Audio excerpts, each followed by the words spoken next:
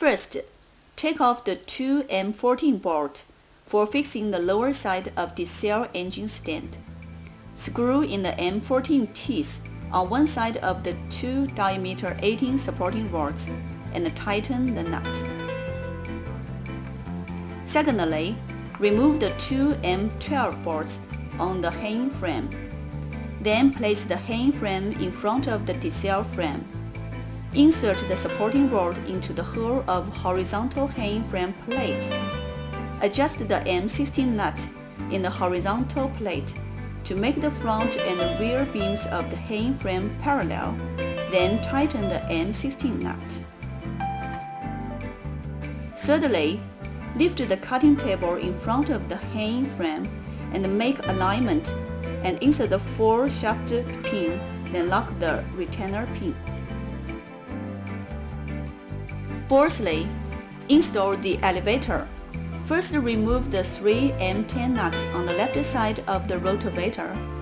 Add a spring pad to the attached M10 by 60 bolt. Insert it into the 3 holes, and then screw in the 3-thread hole of the rotavator. Finally, tighten. Fifthly, encapsulate one side of the attached belt onto the belt disc. Encapsulate the other side on the middle between the 2 belts.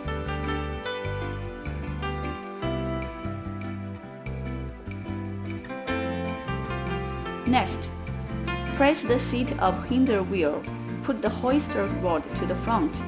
Fix one head of the attached wire cable into one hole of the hoister. Insert the other head into the hoisting arm hole. Put the hoisting arm on the fixing position. Next, straighten the wire cable. Fix it with fixture. Mount the hand hoister on the hinder seat and make the lift of the cutting table to make the descending range about 20 centimeters. Finally, pull up the cutting table. Start the diesel engine, then put off the cutting table and rotate the cutting table and check whether it is normal.